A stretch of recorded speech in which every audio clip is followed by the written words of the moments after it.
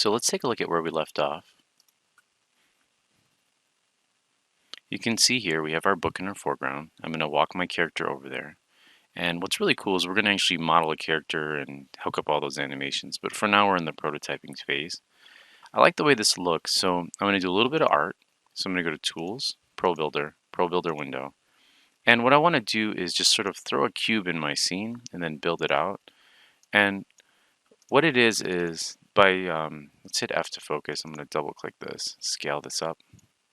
Let's give ourselves a little bit more room here.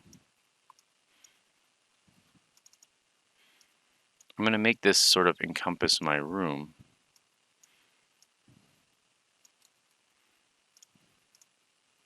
Let's go to object mode here. Now, in order to see inside of our room, what I generally do is I flip the normals. So the way to do that is you double click it, and then you go over here to the side and you go to flip normals. And now this creates sort of a placeholder room. I don't need the floor of this cube. You can see it here. So I'm just going to hit backspace to get rid of that. Or actually, you know what? Let's keep that. I'll just get rid of this here. And what we can do now is, now that we have this room in place, I'm going to actually detach the floor, right? So here's my floor. And it helps to kind of like look from below and then select it that way. And then I'm going to go down to let's say, where's that at? Detach faces. And I'm going to rename this face floor. And on this guy, I'm going to go ahead and rebake in that navigation mesh.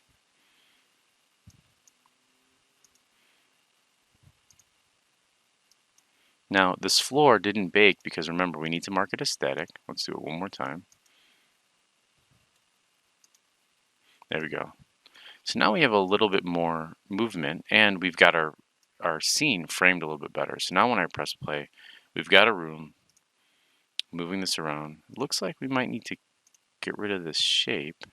There we go. Let's try that one more time. There we go. So now we're walking our character over to our foreground.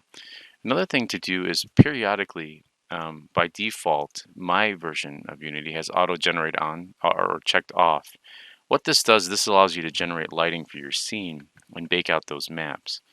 So I'm going to pause the video and I'm going to let that bake out, and I want to show you something, what it does.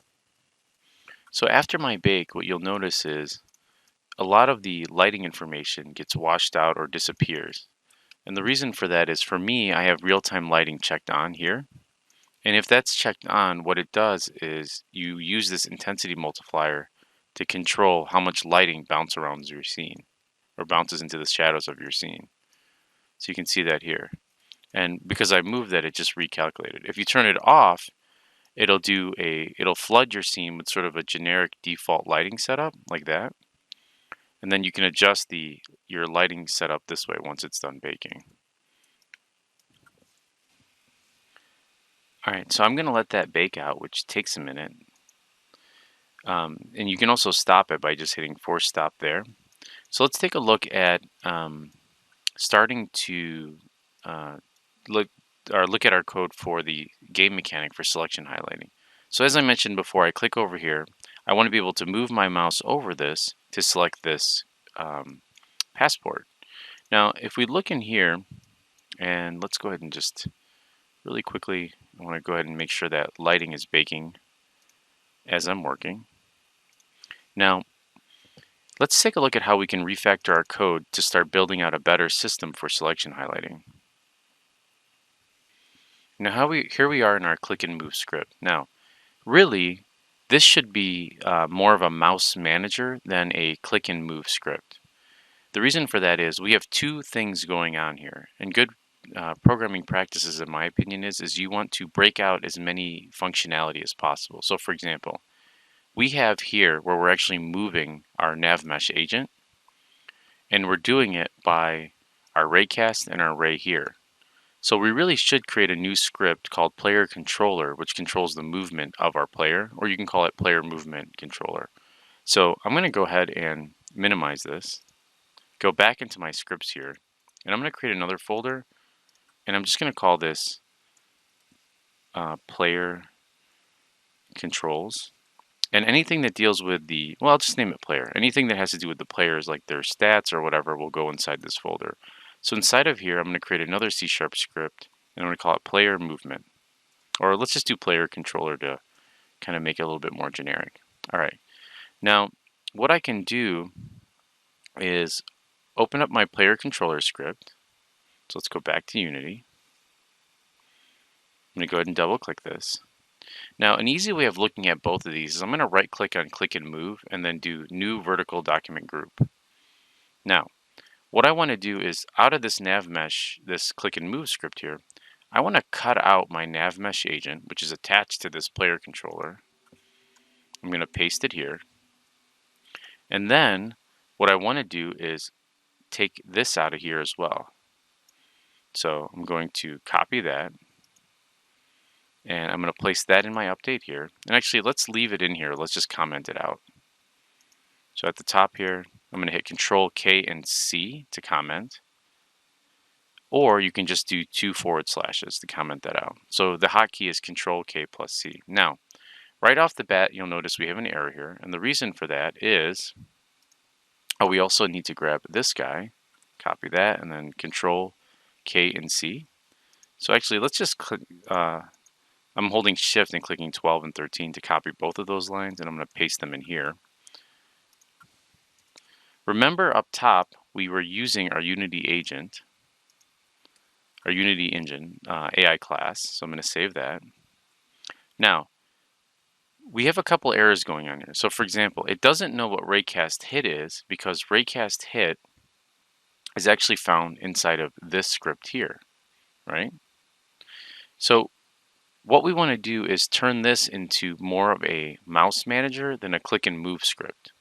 So what I'm going to do here is rename click and move. I'm going to rename this or refactor this to become mouse manager. So I'm going to hit Control R and R, and I'm going to rename this mouse manager. I'm going to hit apply. Now what managers are they're more of a global script that controls everything that exists within the construct of whatever you're using. So for example, this mouse manager is going to house all of the functionality behind what my mouse is going to do. Now with the name manager behind it, what that indicates is that we will have inside of our Unity scene an actual game object, an empty game object, that controls all of our managers. So I'm going to write in here, I'm going to go to create empty, and I'm going to name this game managers. And so we would have a sound manager, gameplay manager, all that good stuff. And our first sub manager here. So our first sub manager here, and actually I'm going to go to inspector here and make sure that it's zeroed out and like it's reset to the center of my scene. I'm going to right click here, I'm going to create another one, and I'm just going to call this mouse manager. Now I'm going to remove this script, this mouse manager script, from my character here. So I'm going to remove that component, and I'm going to add that component to my mouse manager here.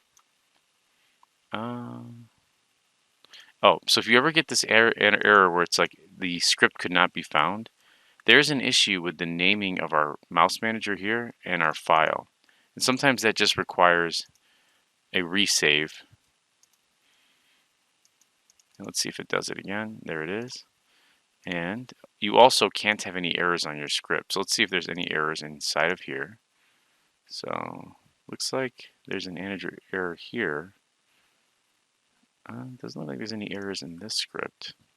I'm going to go ahead and comment this out and save that. There we go. So now I'm dragging my mouse manager in here. And what this, as I mentioned, what this mouse manager is going to do is it's going to control all of the, like as I click. So let's take a look at how we can incorporate mouse manager into our new player controller script. So I'm going to go ahead and drag my player controller script and drop it on here. And let's go back to Visual Studio. So now we have a player controller, and what it's doing is we want this player controller to control essentially player movement and things like that.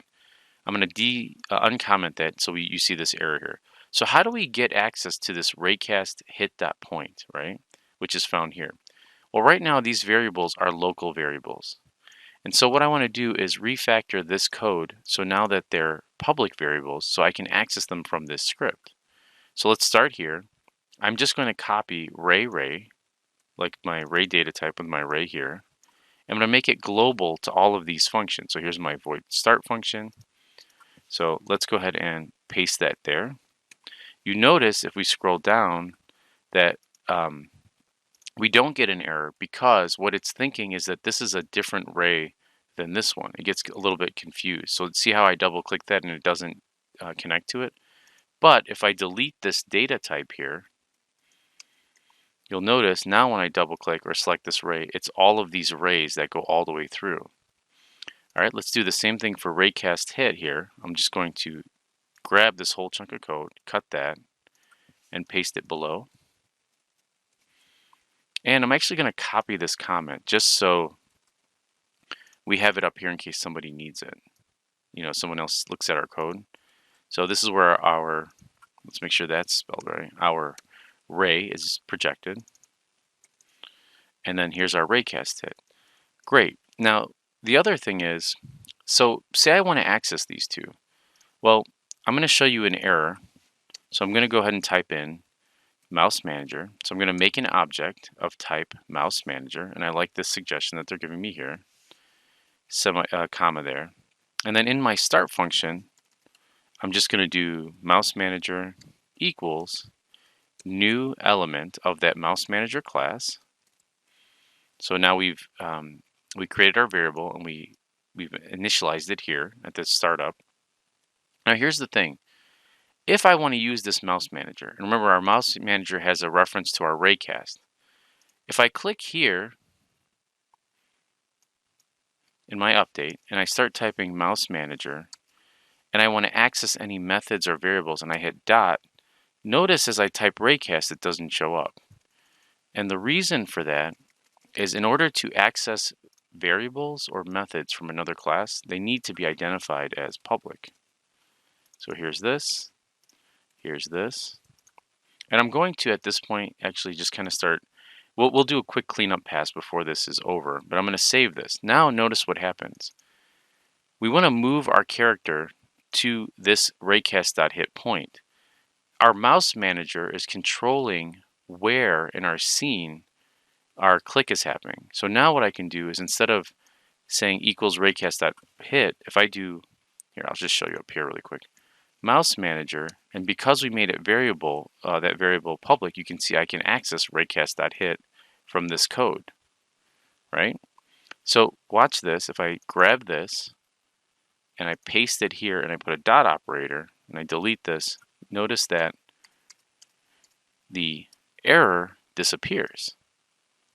All right, so that's great. But so how does this actually work? So I'm going to run through this again. So up here, we've parsed out or removed our nav mesh agent. So we no longer need our nav mesh agent. We don't need a reference to our nav mesh agent any longer because it's in our other script, our player controller. In our update, we are getting a ray to wherever the camera point is, right? Now that ray is being stored inside of this input position. So this is where our ray is being projected. So let's change that to is being projected, is projected. Now, we don't necessarily need the, we want to keep a reference to this, right? Where everywhere we click, we get an element, we get one of these collision objects. But for right now, I'm just going to comment. I'm going to grab all of this code here, right? So from this if statement here, and I'm going to paste that here, and let's cut this. Let's paste this here. Now we have a couple errors here, and the reason for that is because we need to access the mouse manager.ray from here, and we need to access the mouse manager.raycast from here.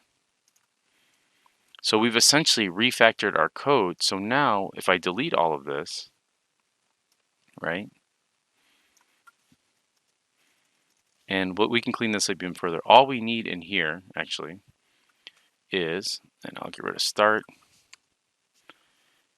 We just need a, in our movement section here, we are getting an element from our array. This is our mouse position. It's always checking for that. And then we have our array here, and then we have a reference to our mouse manager. And we have all this good stuff here, and then we can click.